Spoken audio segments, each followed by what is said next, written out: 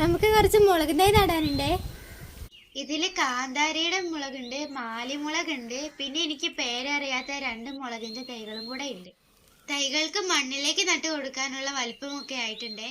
ഇത്രയും തൈകളാണ് കേട്ടോ ഞാൻ മാറ്റി നടാൻ എടുത്തത്. ബാക്കിയുള്ളതൊക്കെ ഞാൻ അതിൽ തന്നെ വെച്ചിട്ടുണ്ട്.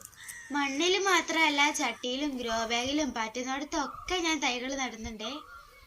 ഇത് ബക്കറ്റിൽ നട്ട ചീരച്ചേമ്പാണ് കേട്ടോ. അതിലുള്ള ഇത്തിരി സ്ഥലം നമ്മൾ വെറുതെ ഇടുന്നില്ല. ഇനി കുറച്ച് തൈ നമുക്ക് ചാക്കിലും നടാം. അങ്ങനെ മുളക് തൈകളൊക്കെ നമ്മൾ നട്ടു കഴിഞ്ഞു. ഇനി ഞാൻ നടുന്നത് അമരത്തൈകളാണ് കേട്ടോ. തടമൊക്കെ ഞാൻ നേരത്തെ തന്നെ വെട്ടി ശരിയാക്കി വെച്ചിട്ടുണ്ട്. അടിവളമായിട്ട് ചാണകപ്പൊടിയാണ് കൊടുത്തത്. അമരത്തൈകൾ ഞാൻ കുറച്ച് നേരത്തെ ചാക്കിൽ നട്ടിട്ടുണ്ട്. ബാക്കിയുള്ള തൈകളാണ് കേട്ടോ ഞാൻ നിലത്ത് നടുന്നത്. അങ്ങനെ നമ്മുടെ മുളക് തൈകൾ അമരത്തൈകളൊക്കെ ഇവിടെ നട്ട് കഴിഞ്ഞിട്ടുണ്ട്. ഇനി നമുക്ക് മറ്റൊരു വീഡിയോയുമായി വീണ്ടും കാണാം.